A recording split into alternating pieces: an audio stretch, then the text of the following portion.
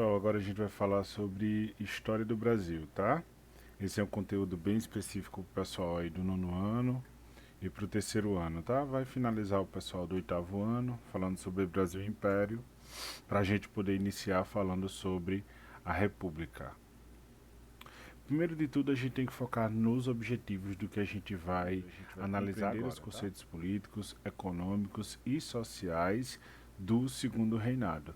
A gente vai entender como funcionava o segundo reinado, quais eram os impasses, quais eram as expectativas que tinha em cima de Dom Pedro II. Analisar a economia cafeeira, algo muito importante que a gente vai trabalhar mais na frente. A gente vai entender como essa economia cafeeira foi em deveras importante para o Brasil. As leis abolicionistas, tá?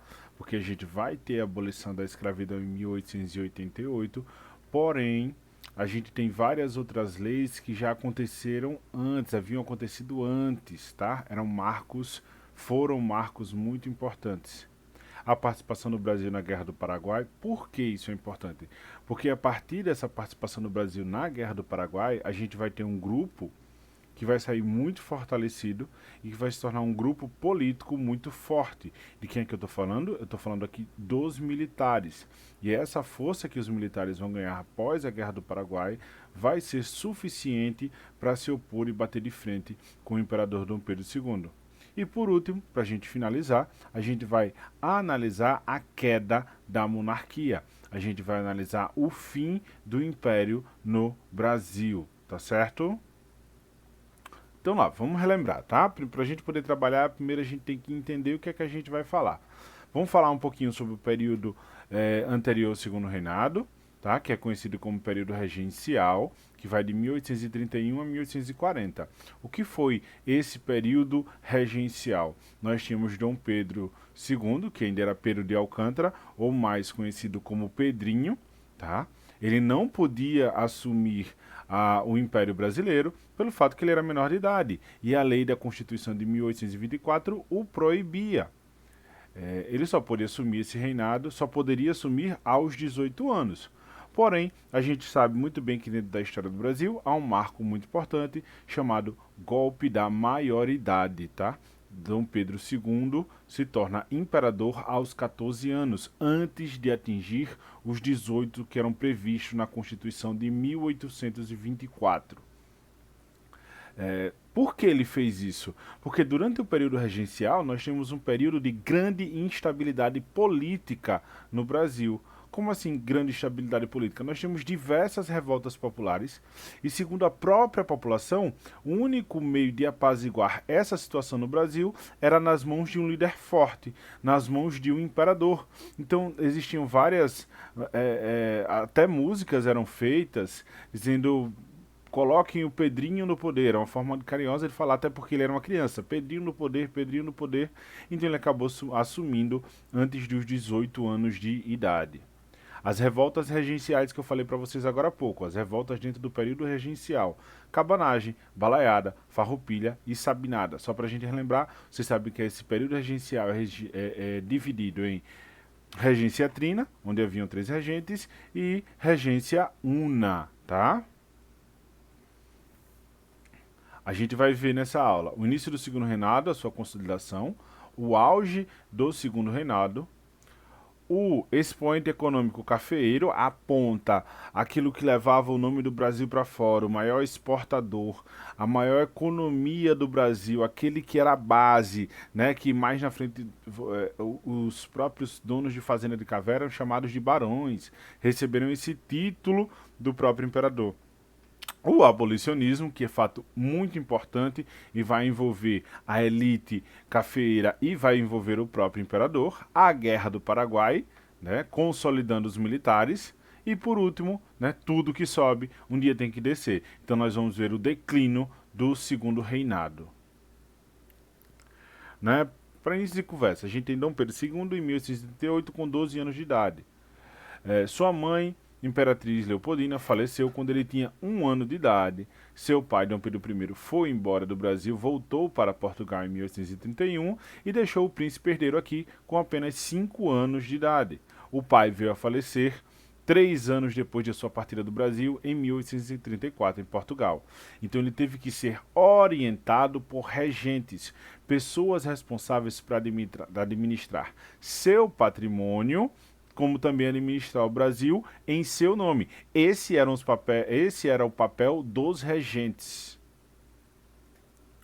O período inicial do Segundo Reinado vai de 1840 a 1850. Foi um momento de consolidação do imperador Dom Pedro II. Por que consolidação? Ele tinha pouca idade, assumiu somente aos 14 anos, tinha muita insegurança da parte da elite econômica do Brasil, né? E ele já tinha uma grande responsabilidade quanto a isso. Por fim, as revoltas regenciais que aconteciam aqui. Por exemplo, os farroupilhas, tá? E através de pondo fim a essas revoltas regenciais que estavam acontecendo, ele conseguiria se consolidar, tá bom? Como o imperador, como a mão forte, como o poder absolutista que era necessário para o Brasil no período. Sobre o café, falei para vocês agora há pouco, era a principal economia brasileira, era o principal sustento do Brasil. O café acabou se tornando o principal produto no Segundo Reinado. O lucro derivado do café representava 60% da economia brasileira. Tudo que era vendido para fora, tá? De tudo que era vendido para fora, 60% desse lucro advinha do café, tá? Os lucros obtidos pelo café foram aplicados em outras culturas. Como assim em outras culturas? Os fazendeiros do café, o que eles fizeram? Eles não pegavam simplesmente o dinheiro e recolocavam no café de novo. Eles começaram a fazer a economia brasileira girar em torno desse dinheiro que advinha do café. Então as indústrias acabam surgindo, as grandes cidades como, por exemplo, São Paulo, onde era a base do café no Brasil, ela surge do lucro que vinha do café. Esses fazendeiros de café acabaram sendo chamados de barões do café, tá certo? Barões do café, recebendo esses títulos do imperador, né? Títulos mesmo outorgados pelo imperador, que lhe dava a eles o nobre, a nobreza, eles eram barões. Aí você tem uma balança comercial do café, você tem o ano de 1821 a 1830, 31 a 40, e assim você segue, tá? E você pode ver o crescimento do café neste período, o quanto ele representava, tá? E o quanto ele acabou representando já de 1881 a 1890. O lucro era muito grande, era farto, mais de 60% da economia brasileira era baseada no café, então era muito importante. O café que acabou aí ultrapassando o açúcar, que por muito tempo, principalmente dentro do período colonial e até o início do Segundo Reinado, era a principal economia do Brasil. Aí a gente tem uma atividadezinha, a gente vai dar uma lida para poder responder. No século XIX, as décadas de 50 e 60 são consideradas como um período de apogeu da história do Império. Assinale a opção que apresenta uma característica deste período. Aí vamos às alternativas. A. Superação das rebeliões que marcam o período anterior e estabilidade política simbolizada pela conciliação. B. A consolidação política dos liberais que amenizou a organização centralizada do Estado Imperial. C. O encaminhamento da abolição do tráfico negreiro, o qual favoreceu o desenvolvimento da lavoura cafeeira no Vale do Paraíba.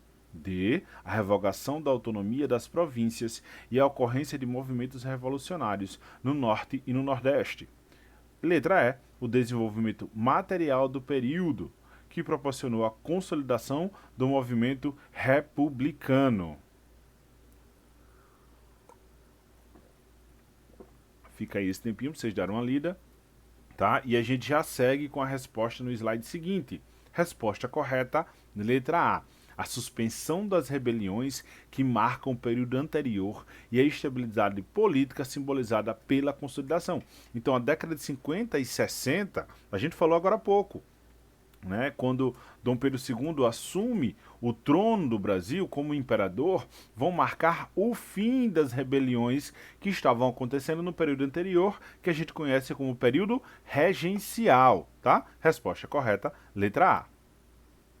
Abolicionismo. Primeiro vamos tratar melhor aí essa palavra, abolição, tá certo? A abolição da escravatura que veio em 1888 com a Lei Áurea. Mas eu falei para vocês no início dessa aula que essa abolição ela já foi marcada por leis que aconteceram antes.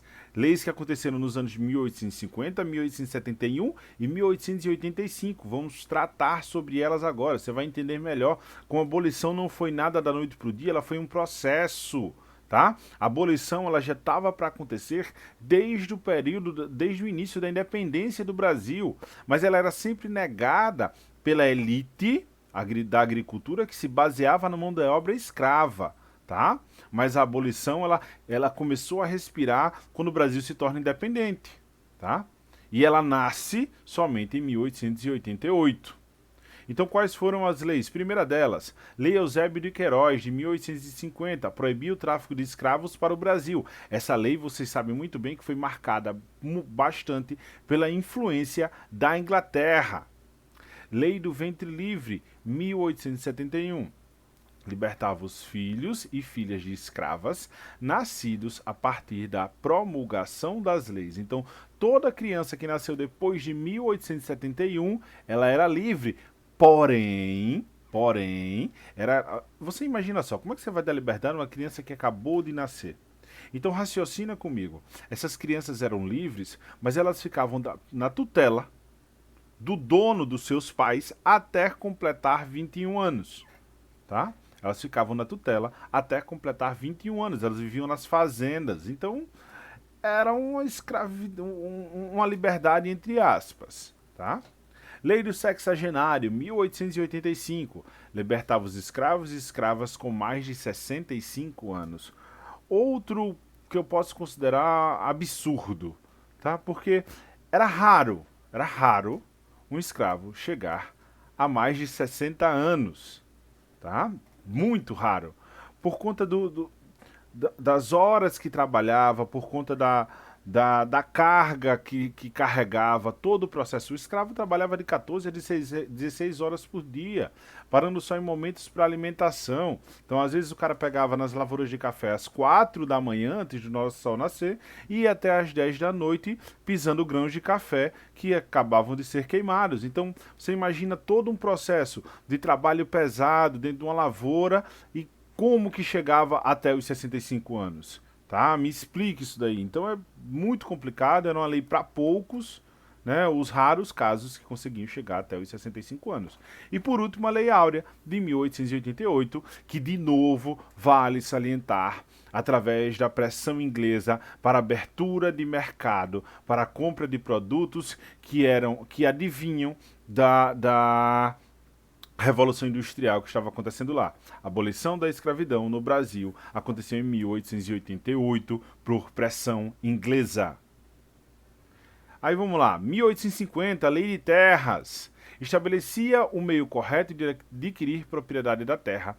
Era a compra e não mais a posse, a ocupação da terra. Então, a partir de agora, as pessoas não podiam mais simplesmente ocupar e dizer que aquela terra era dela. Mas por que esse tipo de manobra, professor? Por que só em 1850? Porque agora deveria haver uma contribuição para o Estado. Você devia pagar ao Estado brasileiro, você devia pagar à nação por aquela terra, não simplesmente se apossar. Tá? Era uma forma de conseguir impostos, conseguir fazer o Brasil se sustentar. Essa lei contribuiu para preservar o domínio do latifúndio dos fazendeiros.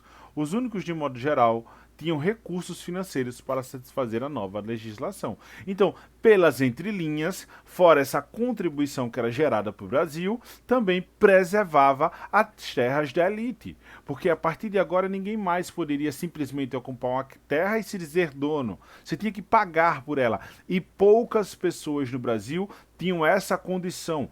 Apenas a elite. O dinheiro era algo escasso aqui e era muito dinheiro na mão de poucas pessoas. Essa lei dificultou o acesso à terra de ex-escravos, pobres e imigrantes, tá? Então também, além disso, você não queria muita terra na mão daqueles que eram marginalizados, aqueles que viviam à margem da sociedade, principalmente os ex-escravizados, tá certo? Outra perguntinha, vamos lá. Sobre a questão social e abolicionista no segundo reinado, assinale a alternativa correta. Durante o segundo reinado, a escravidão continuou a crescer no Brasil, sendo abolida definitivamente somente no século XX. O Brasil foi o pioneiro no continente americano em abolir a escravidão, garantir acesso universal de direitos aos ex-escravos. As leis abolicionistas no Brasil foram criadas a partir de 1850, devido às pressões internacionais e à campanha abolicionista que ocorria no Brasil. As leis abolicionistas foram extremamente eficazes na abolição da escravidão no Brasil. Um minutinho aí para vocês pensarem, responderem. Tá, seguindo, vamos lá para a resposta. Se quiser dar uma pausa, dar uma lida melhor para poder responder. Resposta correta, letra C. As leis abolicionistas no Brasil foram criadas a partir de 1850 devido a pressões internacionais, tá? Aí você abre parêntese, coloca ali do lado internacionais, se estiver copiando, Inglaterra. Pressões internacionais. O principal país a pressionar o Brasil foi a Inglaterra para uma abertura de mercado. E a campanha abolicionista que ocorria no Brasil, tá certo? Fato importante para uma curiosidade para passar para vocês. Os próprios abolicionistas negavam a capacidade mental dos escravizados em poder reger a sua própria vida. Eles acreditavam, isso eram fatos da época, levantamentos, aí abre aspas, científicos, fecha aspas, que diziam que o negro tinha um crânio menor, um desenvolvimento cerebral inferior ao do branco. Então, mesmo eles defendendo o fim da escravidão, eles não acreditavam que os escravos eram autossuficientes para comandar sua vida, porque acreditavam que tinham um cérebro inferior ao do branco. Tá? Então, até mesmo os movimentos abolicionistas não confiavam na capacidade dos negros. Guerra do Paraguai, tá? Falei para vocês que um grupo político vai nascer daí, muito importante. Já era um grupo que existia no Brasil, mas não tinha influência política até então. Quem é esse grupo? Os militares. A Guerra contra o Paraguai teve início em novembro de 1864, quando o governo paraguaio aprisionou o navio brasileiro Marquês de Olinda, que navegava pelo rio Paraguai, em direção à província de Mato Grosso, sob ordens do presidente paraguaio Solano Lopes. Houve um avanço paraguaio na província brasileira, no Mato Grosso, em 1864, e na província argentina de Corrientes, em 1865. Pessoal, antes da gente começar a falar da Guerra do Paraguai, vocês têm que entender que dentro da América do Sul estava surgindo uma grande potência. Que grande potência? O Paraguai. Tá? O Paraguai, que até a década de 60 do século XIX, desculpa, ele estava eliminando por completo o analfabetismo entre a sua população. O Paraguai que estava, nesse momento, iniciando um forte processo de revolução industrial, tá certo? Então ele era uma ameaça não só para o Brasil, que era o grande país da América do Sul, não só para a Argentina, mas também para uma figura que estava por trás destes. Quem é essa figura? A Inglaterra, tá? E a gente vai tratar disso mais na frente um pouco e explico melhor a vocês como o Paraguai era uma ameaça à Inglaterra. Argentina e Uruguai apoiaram o Brasil e formaram a Tríplice Aliança, que lutou contra o Paraguai. Então você tem 3 países contra a Tríplice Aliança: Argentina, Uruguai e o Brasil contra o Paraguai. A Tríplice Aliança foi uma reação ao autoritarismo do presidente paraguaio Solano Lopes. A guerra iniciou-se em novembro de 1864 e durou 5 anos, terminando em 1870 com a derrota do Paraguai e a morte de Solano Lopes na Batalha de Cerro Cora. Pessoal, foi um massacre. Tá? De início você tem o Paraguai conseguindo conter a Tríplice Aliança, conseguindo bater de frente e até vencer algumas batalhas. Mas a partir de determinado momento, e aí vejam bem o que eu falei para vocês no slide anterior, a partir de determinado momento, a Inglaterra passa a financiar a Tríplice Aliança. E esse financiamento faz com que essa aliança consiga superar o Paraguai em número, em armamento, em diversos fatores, e a partir daí se torna um massacre. Tá? Foram 5 anos de conflito, muito sangrento, muito sangrento, tá? Veja que eu enfatizei para que vocês entendam que a devastação que ocorreu no Paraguai foi gigantesca. Como assim, professor, gigantesca? Mais de 90% da força de trabalho paraguaia, da população masculina do Paraguai, foi morta. O que é que eu estou querendo dizer com isso? Uma população entre 18 e os 50 anos foi exterminada. Mais de 90% dessa população morreu na guerra. Tá? Isso fez com que a economia do Paraguai entrasse em um declínio que se reflete até os dias atuais. Tá certo? Acreditava-se numa guerra de curta duração, o que não aconteceu. Brasileiros de diversas regiões, atraídos pela promessa de ganhos com a guerra, passaram a compor o corpo de voluntários da pátria. Presta bem atenção nesse termo, corpo de voluntários da pátria. Mais na frente, quando a gente for falar sobre coronelismo, a gente vai falar sobre estes cidadãos que compunham o corpo de voluntários da pátria, tá? 1866, o governo brasileiro permitiu anistia a escravos que se alistaram. Tá? Aqueles escravos que serviram na guerra, e aí já fazem 2 anos, acabaram recebendo anistia, acabaram recebendo a liberdade, muito parecido com o que ocorreu na Guerra da Independência dos Estados Unidos, onde os escravos que conseguiam comprovar que serviram na guerra por 1 ano tinham a sua liberdade. A vitória da Tríplice Aliança aconteceu em 1870, na batalha conhecida como Cerro Cora. O exército paraguaio contava com apenas 250 soldados, muitos deles idosos e crianças. Isso aí faz parte do que está aqui mais abaixo para vocês sobre a população paraguaia masculina, que foi exterminada. Não tinha mais ninguém, minha gente, para estar no campo de batalha. Não tinha mais ninguém. Eram 250 soldados, idosos e crianças que não foram poupados contra mais de 4.000 soldados da Tríplice Aliança. O presidente paraguaio, Solano Lopes, foi morto nesta batalha. Cerca de 90% da população masculina do Paraguai foi exterminada durante o conflito. Tá? O que é que a gente pode levar em consideração quanto a isso? Primeiro fator, a economia do país entrou num declínio que se reflete até hoje. Segundo fator, quem teve que levar essa economia nas costas? Mulheres, idosos e crianças, estes mesmos que em boa parte também estavam nos campos de batalha. O que foi que houve com o país depois da guerra? Endividamento dos países envolvidos na guerra. E aí, quando eu falo endividamento, eu não falo só do Paraguai. Eu falo da Tríplice Aliança também, todos os países envolvidos. O Brasil entrou num endividamento gigantesco. Porque, além de a gente comprar armamento da Inglaterra, a gente também pegava dinheiro emprestado para comprar esse armamento. Então era um ganho de mão dupla para a Inglaterra. Primeiro, ela emprestava o dinheiro, que iria ser pago a juros, e esse dinheiro retornava para ela na compra de armamentos. Então essa guerra foi muito lucrativa para a Inglaterra.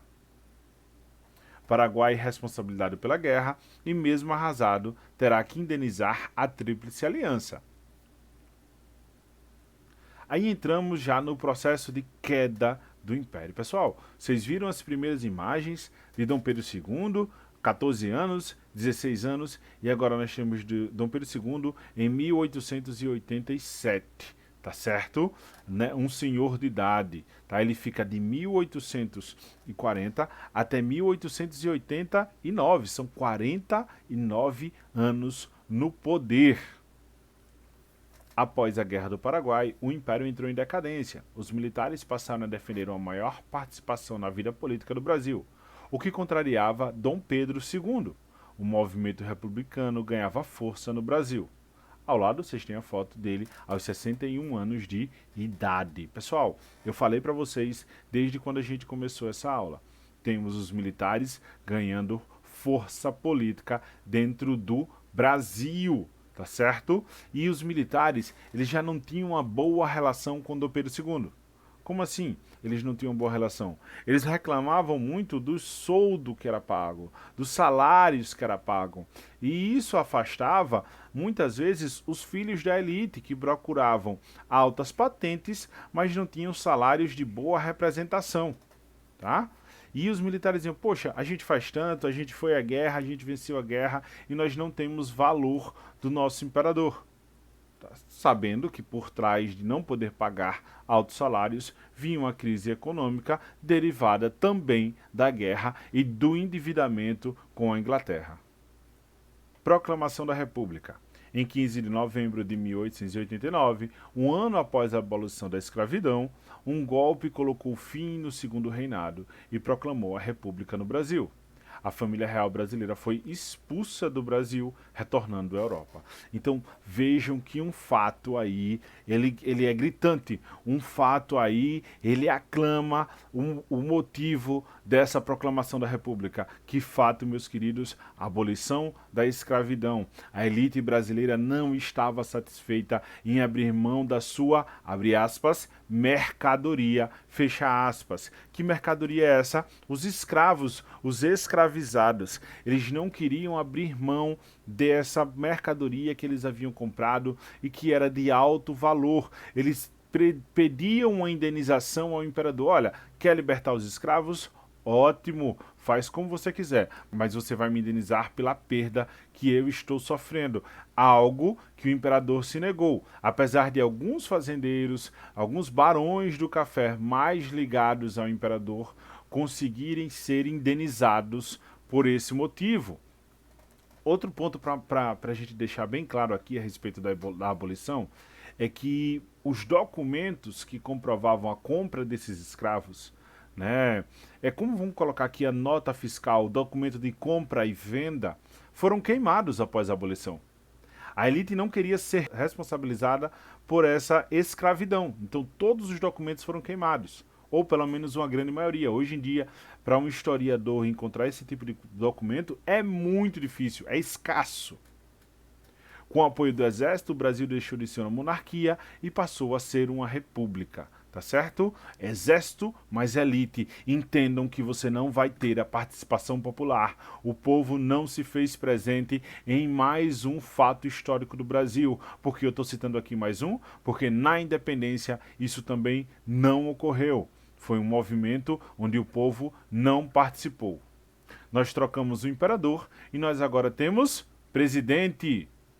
As estruturas sociais, no entanto, não se alteraram. Como assim as estruturas sociais não se alteraram? Você vai ter, continuou tendo a elite e o povo sempre abaixo. Aí vamos lá, foco no Enem e no vestibular. Considerando a linha do tempo a seguir, o processo de abolição da escravatura no Brasil assinala a opção correta. Você tem aí a linha do tempo, tá? 1850, Lei Eusébio de Queiroz, Lei do Ventre Livre em 71, 85, Lei do Sexagenário e a Lei Áurea, abolindo a escravidão definitivamente do país. O processo abolicionista foi rápido, porque recebeu a adesão de todas as correntes políticas do Brasil.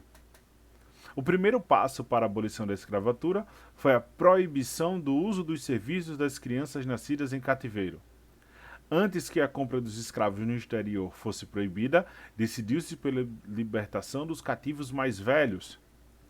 Assinada pela princesa Isabel, a Lei Áurea concluiu o processo abolicionista, tornando ilegal a escravidão no Brasil.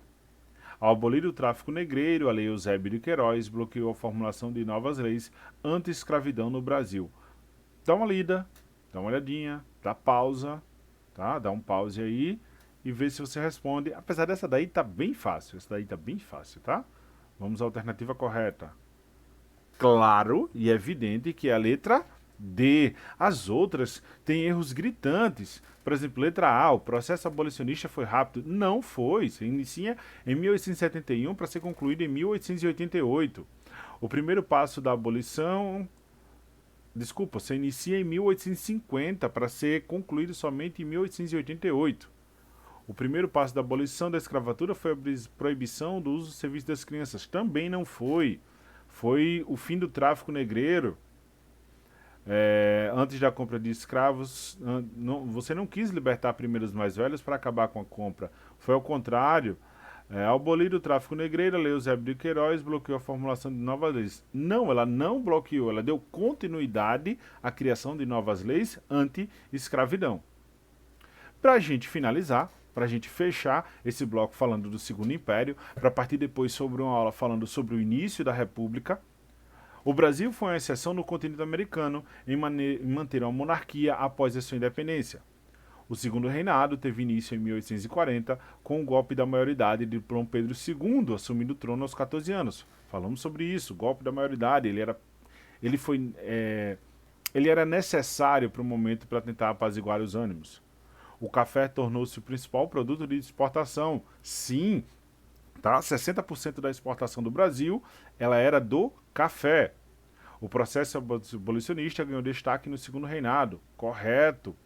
Guerra do Paraguai, que nós falamos, e fim do Império em 1889 e a proclamação da República. A gente encerra aqui esse vídeo. Eu espero que vale a pena você assistir, né? Espero que te ajude e partimos mais à frente com vídeos dando uma sequência sobre a história do Brasil após a abolição, após a proclamação da República. Fico grato. Deixa o teu like, segue o canal, um canal novo, mas que tem o intuito de te ajudar. Muito obrigado, até mais, tchau, tchau.